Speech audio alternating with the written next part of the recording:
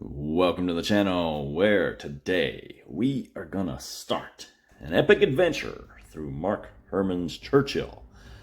The full campaign, doing a solo play here. That's right. Let's get started. It is January 1943, and finally the Allies are starting to turn it around. And now the leaders of those Allied superpowers, Churchill, Stalin, and Roosevelt, must cooperate to figure out how to beat Germany and Japan. But they're already starting to eye the post-war world and are going to compete to see who will be top dog. Okay, now I actually haven't even thought about who I'm going to play, which faction I want to play here, and so I decided for a roll-off. Okay, blue for US, green for UK, red for Soviets. So, highest number wins. Let's see what it'll be. The Americans, Roosevelt. So be it. So we start with the conference phase and the agenda segment.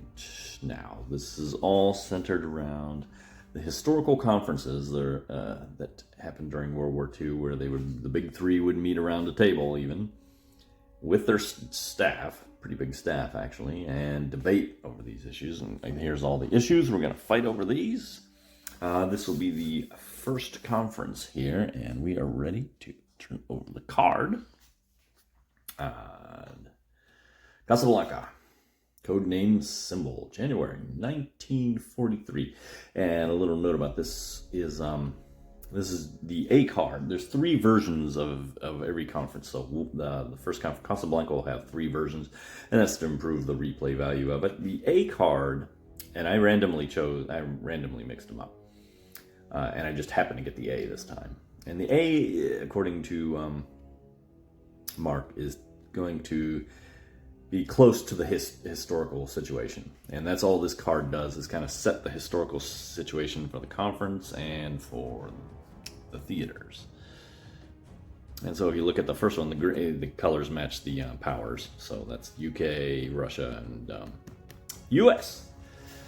And so you start at the top and you just implement these. And yes, this seems like it skews to the history here, because it's making Montgomery.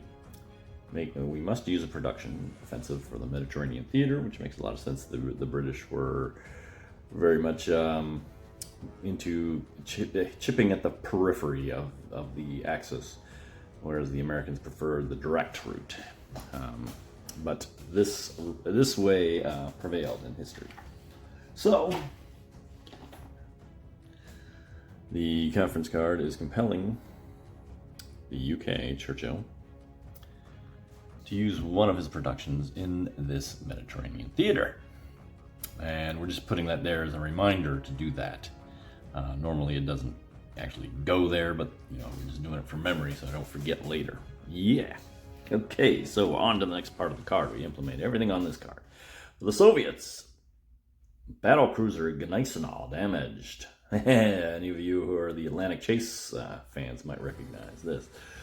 Okay, the Gneisenau kept coming up and up and up and up. Okay, Murmansk convoys. Well, +1 USSR production. Well, all right. So the Soviets will acquire this. Go on, focus. There we go. Put it over here by his card. Okay. And for me, Roosevelt is under public pressure to commit production to the Pacific Theater. Okay, 2 in the Pacific Theater. Doesn't say which one, but I'm sure either one will be fine, I'm sure. But that's easy enough. 2 of these. Somewhere, either on the Central Pacific or the Southeast-West Pacific. And it doesn't specify which, so we'll just put them kind of in the middle here, and we'll kind of figure out where we want to put them later. Finally, For the Axis, that's the gray one. Catherine Pass. Oh boy. So, which was the first time the Americans went up against the Germans and got spanked pretty hard. Reduced U.S. by 1 production counter. Oh, shoot. Well, la-dee-da on that. So what I'll do to remind myself, I'll take the production counter and we'll go ahead and flip it over to its U side and put it next to me. Oh, well, okay. Okay, finally, and this is the increased partisan activity. Each player rolls 1d6 on a 1 to 3, gain 2 clandestine markers. Networks on 4 to 6, gain 3. And networks all placed according to the Paul Mill table placement rules. All right. So all the sides are going to roll 1d6 here. And, there's one thing before I place these networks. Yeah, I'm going to add a little wrinkle to this game here. And this is the secret agenda. These are all the various countries and colonies on the map here. And some of these have 2 markers for each country, some have just 1. But the idea is this is going to be a secret agenda. And basically, the other players don't know what it is. And if you're able to get a political alignment marker on that country at the end of the game, you'll get extra victory points. Now, I'm not going to take these. I'm going to give them to the bot players. It would be too easy for me to game the system if I had them. But just for a little bit of randomness, I'm going to give both Churchill and Stalin 3 randomly chosen countries for secret agendas, and we'll see if we can hit them randomly as well. They're going to hit them randomly as well, because I'm not going to know what they are, so I need to flip them and not look at them somehow. Okay, there's one. I'll just edit this process a little faster. Alright, yes, there's his 3, and there's Stalin's 3. I don't know what those are. And like I said, these are just, for some people, they like to know the score at all times. Other guys like a little bit more hidden thing, and that's what the secret agendas do for you. But anyway, we're back to placing these clandestine networks. We each roll a die. Now, there is actually an order to this. I didn't realize that. And it's Churchill, Stalin, and me last to do this. Okay, so fair enough. All right. So we'll start with Churchill. And, he rolls a die to see how many he gets. He's going to get 3. And the way we do this, I'll go ahead and throw the table up there so you can see how this is working. You got cats fighting in the background. Okay, first one will be placed at Vietnam.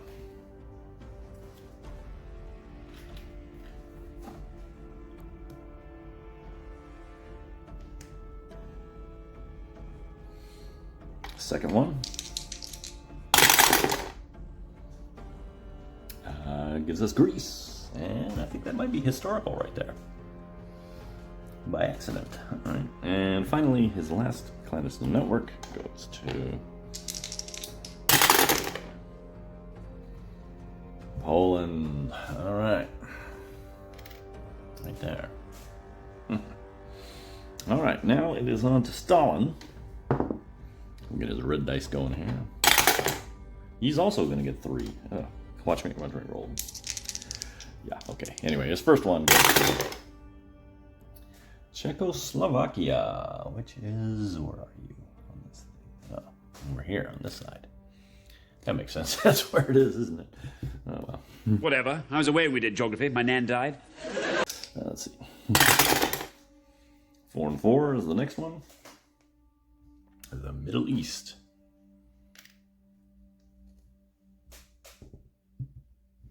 And finally, 5-3 is Siam. Yes, Siam. That's my dad joke right there. Finally, I roll for how many I get. And of course I get the 2. All right, my first one will go 1 in Austria. Where are you, Austria? Right there. And the last one we're going to place all times. 3, 1. Which, oh, wait a minute. I'm reading it backwards. It's 1-3. 1-3 is Belgium. Okay. All right. Clandestine networks and political alignment markers, which is these little round things, will give us victory points at the end of the game if we're able to maintain them. Although, and if I haven't pointed this out, this is not going to be a rules explanation. This is just a playthrough, not rules. Although I'll go over rules, but I wouldn't count on this for a detailed. I will know the game perfectly if I watch this. But there's videos of that. You can check those out. All right, so that takes care of everything on the conference card. So I'll just put that over there for reference. And at this point still in the agenda segment, we're going to deal each 3 powers, 7 cards each. So these have been shuffled. Just a quick one. So 1, 2, 3, 4, 5, 6, 7. Controls. 1, 2, 3, 4, 5, 6, 7. And hustles. 1, 2, 3, 4, 5, 6, 7. Tiddlywink my secret agendas here with the cards. All right. So what happens next is a little pre-conference. And what's going to happen is we're each going to pick 1 card out of our decks. And in a game with live players, you would simultaneously pick one, put it down, simultaneously reveal. And whoever has the highest strength card wins and will set one of these, set one of these agendas on his track where he's winning it. And that is based on the difference between the highest your card that won because it was highest and whoever had the lowest card. Mark Herman describes it like this. Based on my extensive reading, it appeared that each conference was driven by the presence of the leader and a small number of key advisors. It also appeared that each side went into the conference with advantages gained from preliminary staff work that translated into tangible decision leverage at the conference. This led to the conference sequence of play where your first card play represented your pre-conference staff work that set the tone of the meeting. This issue nomination procedure allows you to set the agenda based on your evolving strategy, as informed by the state of the Axis resistance. So basically, whoever wins this little 1-card play here is the one that did his homework before coming to the conference. Essentially is what it's saying. So let's take a look at our hand. And it has to be a staff member. I can't use Roosevelt for this. Okay, we have Morgenthau. Okay.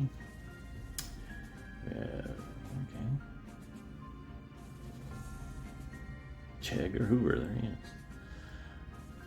Alright, having this being my first game at all and not really having an idea how this all plays out, I have chosen, I think I'm going to go with the Attorney General, Francis Biddle here. We don't pay attention to any of this stuff down here. It all comes down to this number here for the one you're going to play. So we'll just pop him down there. Well, we don't need to. We're not hiding it from ourselves, so we're just going to prop that down there. It's only a 3, which is not very much. But I think I'll go something middling there, because when I looked at these cards, I see a lot of really strong things that I don't think I want to necessarily get rid of. So I'm going to hang on to those, and we'll see how it plays out. Okay, meanwhile, now we get to go, for solo play, we get to go into the bots. There you go, and we got flowcharts, baby. Flowcharts. Okay, so obviously I would pick my card first, because if I saw what the bot did, obviously I could kind of work the system there, so we're not going to do that. But we go to the bot here, and basically it tells us how strong he wants to go in this pre-conference. And he rolls a die and consults the chart. And he rolls a 2, and that's going to direct him, the Churchill, to play his highest value card. If we go through these, and also I need to bring up, before I do that, is that Winston Churchill the UK has a national characteristic.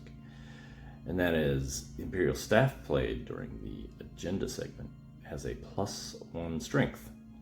So basically, in other words, England is strong in the pre-conference here.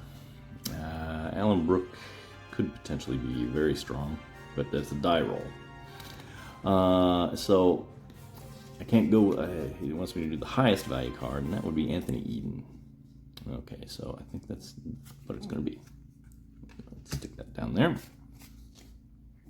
And now we look at what the Soviets want. 6, I think they're going to play. And that directs me to play the second to lowest value card. Okay, so I'm going to grab Stalin's cards here. And our lowest card is a 2. Our second lowest is a 3. And it's between these. It's between Beria and Novikov. Let's do random. It tells you to do random when there's 2 of them. We will call that 1 through 3, and this 1 through 6. And 1 through 6 is going to be hit. All right. So, actually, that's a 6. Now we got to remember this is a 6 because of the UK's +1 national characteristics. So he's going to win this pre-conference phase, and he's going to win it by 3. Not bad.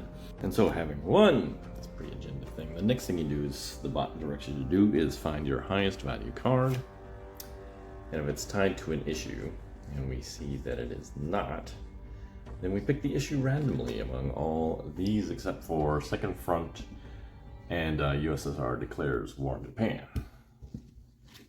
So to randomize these, and we'll put them all in a little cup here and give it a little stir. And pull out. All right, directed offensive for the Americans. This is gonna, if I play this on the Americans, wherever I put it on the map over here, the Americans are committed to using 2 offensive markers, support markers in that theater. And since he won by 3, it goes to 3.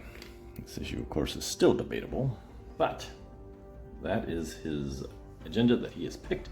Now we go around the table, and each superpower picks 2 issues that they want to debate and puts them in the center of the table, starting with Stalin and ending with Churchill.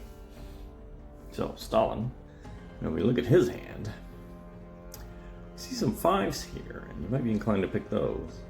But, well, actually, it's going to be random. Because this 3-1 is placed on an A-bomb research issue. That's +3, so that's a 6. And so this is a 6 as well. But since we need 2, and none of the other cards really even come close to that, as far as the issues on their cards, that's going to be their 2 issues. One is going to be the A-bomb issue. And the other is going to be a directed offensive, and here's where we're going to use our common sense. The Americans already on the board with 1, and the Russians wouldn't pick their own for directing. There's no point in directing your own offense, so they'll pick the UK. Okay, that'll be his 2. And then we move to me, and I get to pick whatever the hell I want. Okay. In my hand, I got a Paul Mill of 4, Paul Mill of 6, political military issue, Pacific leadership. Oh, wait a minute, Pacific leadership issue is a +4. I might have to think about that one. Directed offensive at 3. Laid on a global issue. Okay. I think I might have to do that. Okay, so 1, I'm going to go with global issue. That's not global. Global's down here.